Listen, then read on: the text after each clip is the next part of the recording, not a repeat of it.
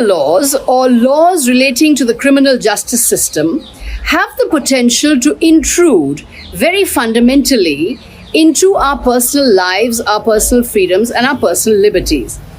Now, India's criminal justice system has been governed by the IPC, the Indian Penal Code, drafted in 1860, the Code of Criminal Procedure, or CRPC, and the Indian Evidence Act. Down the decades, from independence onwards, these laws have been amended by Parliament, they have been reviewed by the judiciary, and they therefore come with a rich tradition, a rich heritage of the application of the parliamentary mind and the judicial mind down the decades since independence. This has been the structure of India's criminal justice system since independence. The IPC, drafted in 1860, but since independence, amended by Parliament, judiciary has reviewed, and therefore contains many interpretations that the judiciary has given to these laws.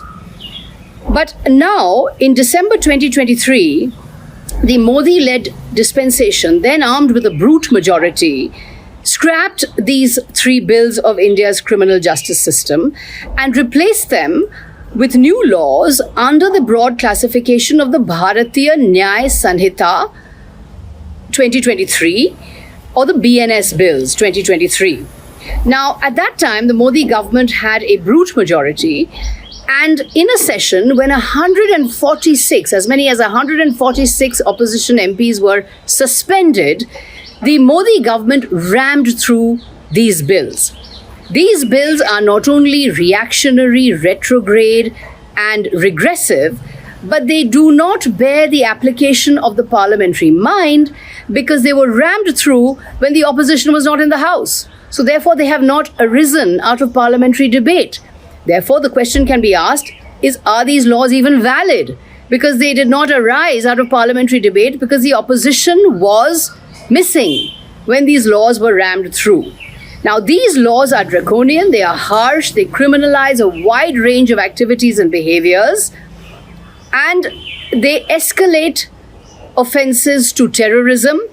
They provide for offenses to be classed as offenses against the unity and sovereignty of India, which can be made terrorist offenses.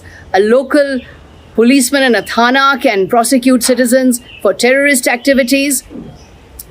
Debate, opposition, protest, free speech, all of these can be criminalized and made into acts of terrorism under these new regressive, harsh, retrograde, and draconian laws.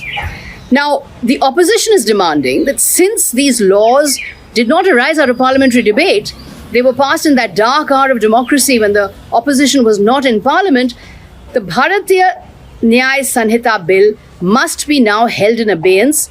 It must be deferred, it must be postponed and brought before the new House, brought before the new members of parliament, so that new members of parliament and people's representatives can debate these laws afresh so that they reflect the collective will and the collective aspirations of the people, which at the end of the day gives laws their legitimacy and their credibility. Without public approval, without public involvement, without public approval, laws do not have legitimacy, they do not have credibility, they do not reflect the collective will of the people.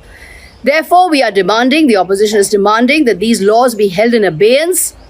The law minister must give a notification, hold these laws, defer these laws, bring them back to parliament and let them be debated again with the new House and the new people's representatives.